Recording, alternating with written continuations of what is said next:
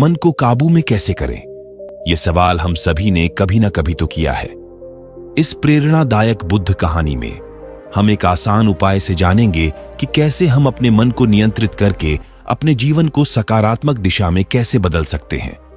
साथ ही जानेंगे कि इस सिंपल तकनीक का पालन करके हम कैसे अपने मानसिक स्वास्थ्य को सुधार सकते हैं। एक समय की बात है, गौतम बुद्ध एक नए शहर में पहुंचे। शहर वाले उनकी उपस्थिति से उत्साहित होकर सभी एकत्र हो गए। बुद्ध ने उनसे अपने जीवन के गहरे रहस्यों पर विचार किया और एक रोचक प्रवचन दिया। प्रवचन के बाद एक युवती ने बुद्ध से मिलकर अपनी समस्या बांटी। भगवान, मेरा मन हमेशा अशांत रहता है, मैं अपने मन को काबू में कैसे करूं? बुद्ध ने दयालुता से उसका हाथ पकड़ा और बताया, तुम्हारा मन एक पक्षी की तरह है जो हमेशा उड़ना चाहता है। उसे शांत करने के लिए तुम्हें एक अच्छा पिंजरा देना होगा। युवती ने हैरानी से पूछा, लेकिन भगवान, मैं पिंजरा कहां से लाऊं? बुद्ध ने विस्तार से बताया, तुम्हें अपने मन को प्रेम में रखना होगा। जब तुम्हारा मन द्वेष या लोभ में फंसने लगे तो तुम्हें उसे वापस प्रेम में लाना होगा। सबसे आसान तरीका है करुणा करना। जब तुम करुणा करते हो तो अपने मन को दूसरों की भलाई पर ध्यान लगाओ, और जब तुम करुणा पाते हो तो मन को उसी पर ध्यान लगाओ। युवती ने कहा, भगवान, मैं इसे अवश्य अपनाऊंगी। युवती ने बुद्ध के उपदेश का पालन करना शुरू किया। कुछ ही महीनों में उसने अपने मन को काबू में करना सीख लिया। वह अब अपने विचारों को प्रेममय बना रखती थी और उसने अपने जीवन को शांति की दिशा में मोड़ दिया। एक दिन वह फिर से बुद्ध के पास गई और खुशी से बोली, भगवान, आपके उपदेश ने मेरे जीवन को सही दिशा में मोड़ दिया। मैंने अपने मन को काबू कर लिया है और अब मैं अपने संबंधों में सुख पाती हूं। बुद्ध ने प्रसन्नता से कहा, तुमने बहुत अच्छा काम किया है युवती। अब तुम अपने मन का सही तरीके से उपयोग करके अपने जीवन में करुणा की ओर बढ़ सकती हो। युवती ने कहा, आपका आभार है भगवान। उसने बुद्ध से विदा ली और आनंद से अपने जीवन की नई यात्रा पर निकली। उसने अपने मन को प्रेममय करके अपने संबंधों को सुंदर और स्थायी बनाया और एक सुखी और शांत जीवन की दिशा में कदम बढ़ाया।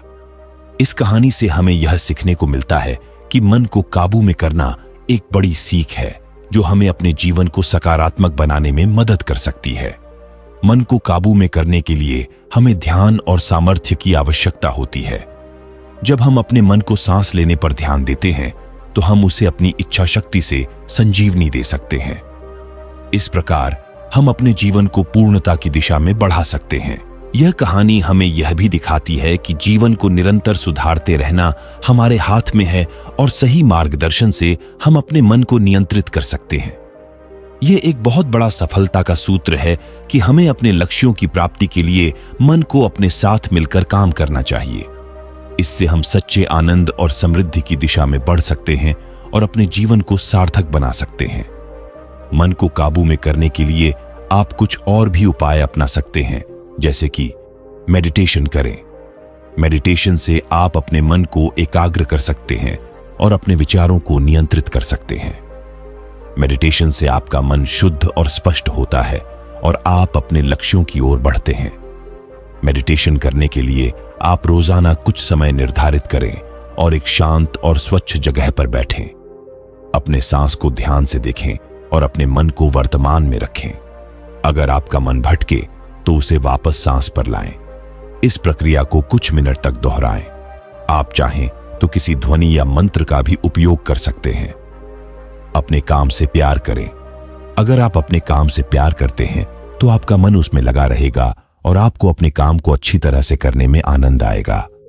अपने काम को एक चुनौती या एक अवसर के रूप में देखें और अपनी क्षमता को बढ़ाने के लिए प्रयास करें। अपने काम में रचनात्मकता और उत्साह लाएं और अपने काम के परिणामों से संतुष्ट हों। अपने विचारों पर गौर करें। आपके मन को काबू करने के लिए आपको अपने विचारों को जानना और समझना होगा। अपने विचारों को लिखें या बोलें और उन्हें विश्लेषण करें। अपने विचारों को सकारात्मक और नकारात्मक के रूप में वर्गीकृत करें और अपने नकारात्मक विचारों को बदलने के लिए उपाय ढूंढें। अपने विचारों को तथ्यों और युक्तियों से समर्थित करें और अपने विचारों को अपने व्यवहार में परिलक्षित करें।